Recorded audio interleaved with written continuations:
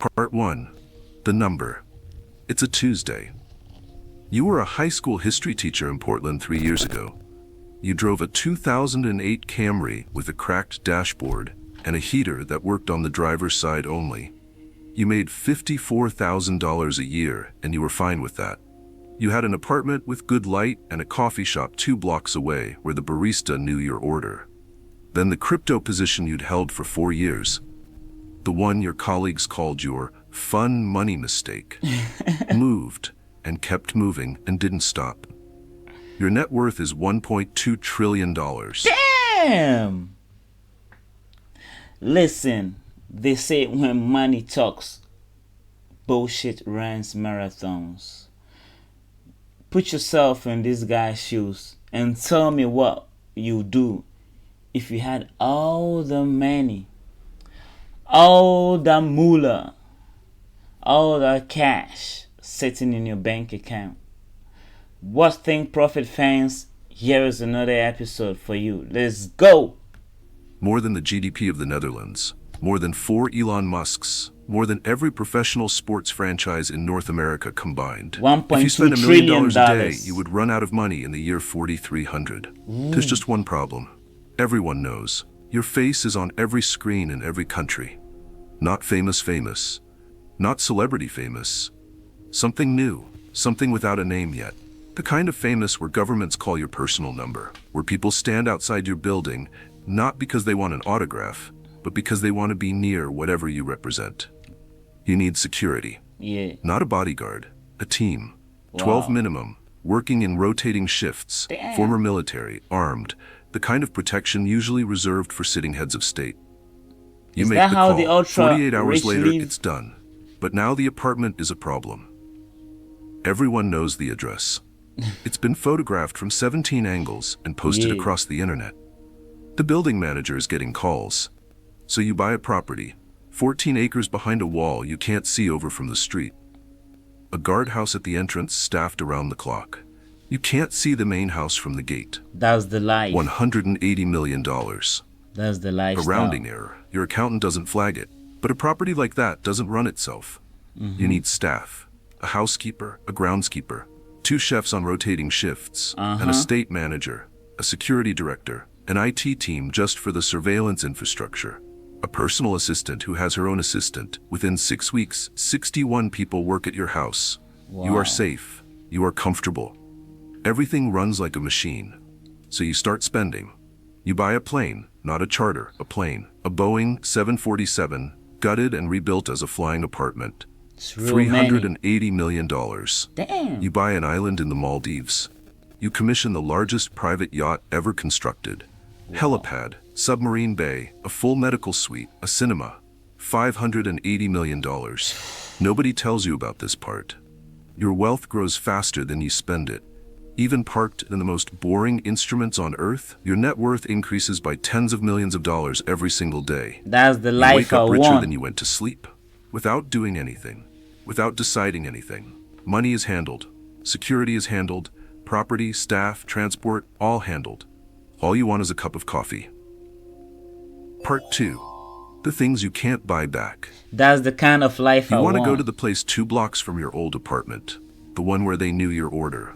You call ahead. The security team needs 45 minutes of lead time for any Things public change. appearance. When you finally get there, the room goes quiet when you walk in. You The stunt to barista's reach. hands shake. Someone at a corner table is filming you over the top of a laptop screen. You get the coffee. It tastes Weirdo. exactly the same. But the chair feels different. The room feels different. Every person in it is either pretending not to look at you or not bothering to pretend. You leave after 4 minutes. You don't go back. You write a check. $800 million to a global hunger initiative, the largest single charitable donation in recorded history. The news cycle covers it for about 11 hours. Because against what you have, $800 million is 3 weeks of passive returns. Wow. People understand this. They do the math. That's crazy And then they money. want more. They always want more. You can give until the number doesn't move, and it still won't be enough because the number never stops moving. You stop writing checks, not because you stopped caring, because there's no amount that resolves anything. The friends are harder. That's Not because they reality. leave, That's because reality. they stay, but differently. That's reality, man. When you start making all the money, there are some levels of ultra richness that when you get, I don't know if I can use the word, that when you get there, everything looks strange. You no longer live a normal life. You can't even hang around with the same people you used to hang around with because you're ultra rich. You make more money than you can imagine, and life starts to get boring. College roommate Marcus flies out to visit. He was the person who argued with you about everything. Yeah. Films, politics, whose turn it was to do the dishes. That was the whole friendship. The friction of two people who didn't agree. He arrives and compliments the house. He compliments the grounds. He compliments the wine at dinner without knowing anything about wine. He agrees with everything you say for 2 days straight. He laughs at things that aren't funny. On the second evening, you make a deliberately bad point just to see what happens. He nods thoughtfully. You watch him leave from the upstairs window. The same person.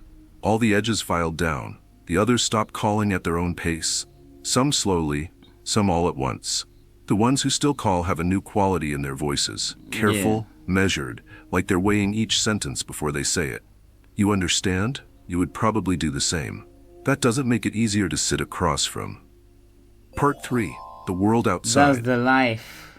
That's life, you know. When you make that much money, everything changes. People pretend a lot. Nobody wants to argue with you anymore. The lawsuit starts 6 months they know in. that A former not gonna colleague win. claims you verbally promised him a stake in something. Lawsuits. A woman in Minnesota says you made a commitment at an event you have no record of attending. An That's LLC it. you've never heard of claims intellectual property ownership of a concept related to your investment strategy. Most are incoherent. Your legal team uses the word frivolous, the way other people use filler words. But each one costs hundreds of thousands of dollars to dispute. Each one puts your name in a headline. Each one requires depositions, filings, responses. Your lawyers tell you the math plainly. Settling costs less than fighting, even when you're right. So you true. settle some, Yeah. and every settlement generates 5 more filings. Your annual legal budget crosses $35 million. Wow. You have an entire floor of a law firm dedicated to your affairs. Weekly summaries arrive, pages of people willing to lie under oath for access to a fraction of what you have. They always do. You read them the way you used to grade papers, methodically, without feeling much. Her name is Elena. She teaches architecture at Berkeley, drives a 12-year-old Volvo, has opinions about everything, and does not mention your money once in the first 3 conversations. You meet her at a dinner you almost didn't attend. You talked for 2 hours about things that have nothing to do with your net worth. It feels like something you haven't felt in months. That's The real. sensation of being in a room without everyone calculating what you're worth to them. You see her again. And again. 6 weeks in, something real is forming. Then you notice the small things. She mentions your pilot's name in a conversation you never had with her. She That's knows which red car flag. you prefer in the city. Small pieces of research. Nothing alarming on its own, but assembled together, they tell you she knew who you were before the She night you already met. does. You sit with this for a week. Maybe it's nothing. Everyone Googles. That's just normal now. But the question, once it forms, doesn't unform. It sits behind every conversation, behind every dinner, behind the moment she laughs at something you said. Was that real, or is that also something she prepared? You don't ask. You stop calling. She texts twice. Then she stops too. 3 weeks later, a tabloid runs photos. The restaurant, her leaving your property. A source described as close to the couple. She never spoke to anyone. You know this. No, yeah. But her name is out now. Her face, her workplace, the street she lives on. Everyone's Strangers are messaging talking. her accounts. Some of the messages are threatening. She had a private life before she sat across from you at that dinner. Ordinary, anonymous, Now she's mad. hers, and you erased it just by being in the same room. Listen, when you get in that amount of money, such things are obvious, you know. There are really people out there who don't care about the amount of money you have in your bank account. They just really don't care. Like, they're living their normal life, they're just content with whatever they have. But it's like the moment they step into your life, they become an interface of ultra rich and wealthy individual. Yeah. That's the lady that dates that trillionaire. That's the lady that dates that billionaire. That's the kind of life they live. Making money is not difficult. I'm not saying I'm ultra rich or I have trillions of dollars in my bank account. You can tell where I live behind me. Just that the kind of lifestyle you lived before making money is different from the life you're living now that you've become a multi-millionaire, a multi-billionaire, or even a trillionaire like Elon. Your PR team drafts a statement. Your lawyers send cease and desist letters. None of it puts her name back where it was. You send her a message, an apology. She reads it. She doesn't respond. Part 4. The family. Family. Your mother calls on a Sunday morning. Her voice is the same as it always was. Moms don't She asks change. if you're eating. She tells you about a bird that keeps landing on her back fence. For 10 minutes, your shoulders drop and your jaw unclenches, and you almost forget what your life has become. Moms for Then you. she mentions your brother. He would never ask her to call. That's not who he is. But his mortgage is behind. His truck needs work he can't afford. And you have more money than most countries. You wire him $3 million that afternoon. Wow. He doesn't call to say thank you. 3 months later, at a family holiday dinner, you flew everyone to on the Boeing 747. He sits at the far end of the table and speaks to cousins, to aunts, to anyone except you. When you try to catch his eye, he looks at his plate. He leaves before dessert without saying goodbye. The following week, your mother calls again. Different voice this time. She tells you your brother said to a cousin that the money broke the family, that everything your changed brother. when it came. She's not taking sides. She says Family. this because she doesn't know what else to do. Yeah, She has a sister. security detail she never asked for. One son who won't speak to the other. A family that used to fit around a kitchen table and now requires a private aircraft and a catering staff to be in the same room. Yeah. You tell her you'll talk to him. You don't. What would you say? You can't take back the wire transfer. You can't show up at his door without 2 armed men at the curb. Yeah. The distance between your lives is not something a conversation can cross. So you stop trying, and the silence sets the way silence does, not with a moment, just with time passing and nothing filling it. Part 5. I understand why when people start making money, they change their neighborhood, they change residence, and sometimes they have to even not talk to some family people because family members and entitlement they're like this. They think now that you're making money, they should also be making money, but that's not how it works. You can give them a helping hand, solve issues here and there, but they are not entitled to anything. You made the money, not them. But it's very difficult to explain that to some family members, and especially when they get moms and dads involved, parents involved, the whole situation escalates. 3 in the morning. Your security director calls a meeting on a Wednesday. Someone on the household staff has been selling information to a gossip outlet. Nothing dangerous. Scheduled details, interior photos, small things, but consistent, paid, ongoing. They traced it through metadata on a leaked photograph. Oh, for the angle bank. matched a specific window in the east corridor. Who's 3 that? staff members had access. Who's they that? narrowed it to 1 in 48 hours. Her name is Diane. Got it. She's been with the property since the first month. Thursday morning, a man in a suit walks her out. She carries a single cardboard box. She She's doesn't no look longer up at the working windows. He opens the gate. A car is waiting. The gate closes. You watch from the second floor until the car is out of sight. By Friday, there will be someone new. Yeah. You take the yacht out for a week. Mediterranean. The water is the color of something from a screensaver. Dinner is prepared by a chef who spent 12 years in Michelin-starred kitchens. The table is set for 1. You sail back. You sleep poorly. At 3 in the morning, you get up and walk the property. The house is silent. Somewhere a machine hums. A security camera at the end of the corridor tracks your movement. You stop, it stops. You step left, it follows. You go outside. The grass is wet. The cold comes up through your feet. You walk to the middle of the lawn and stop. The sky is the same sky. That's the thing. It's exactly the same sky you used to look at from the roof of your apartment building in Portland when the rent was 2 weeks late and you didn't care because it was summer and the stars were out. Same depth, same silence, same indifference to everything happening beneath them. You stand there until the cold reaches your bones. Then you go back inside. You fly home from a week in Japan.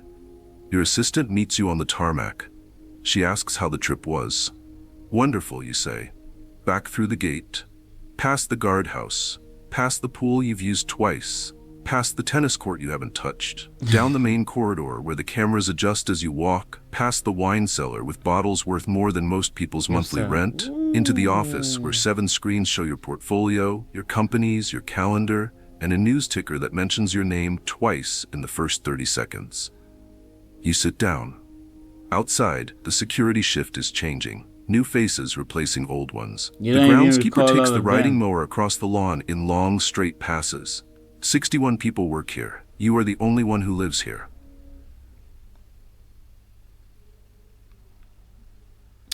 That's the life of a trillionaire. If you're having all that money, $1.2 trillion in your bank account, people think it's all fun. Yeah, for some time. Then you find out that it's not always like that, because with that kind of wealth, you can afford anything. 99.9999% of material things, you can afford them. So when you buy yourself a Lamborghini, you think like buying a trillionaire, or let me break it down to a billionaire level. A billionaire buying a Lambo is like taking 0.0001% of his net worth to get a Lambo.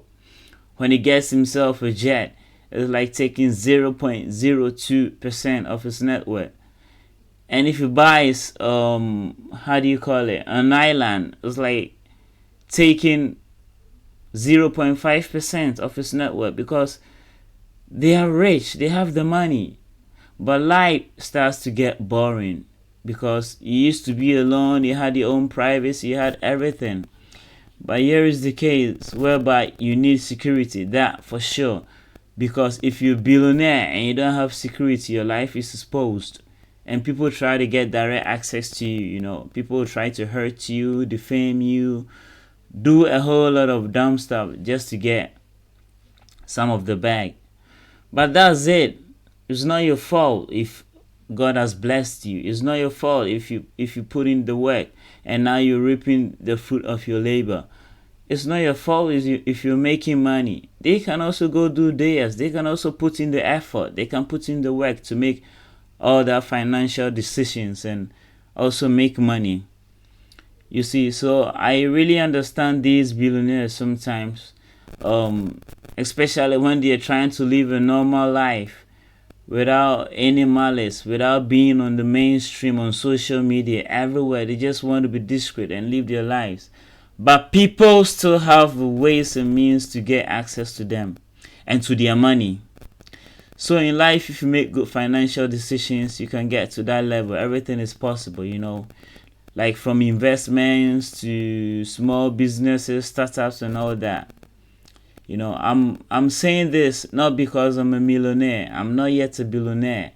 I'm also struggling, I'm trying to make something for myself. So enough of that yapping. If you like this video, hit the subscribe button and smash the notification bell.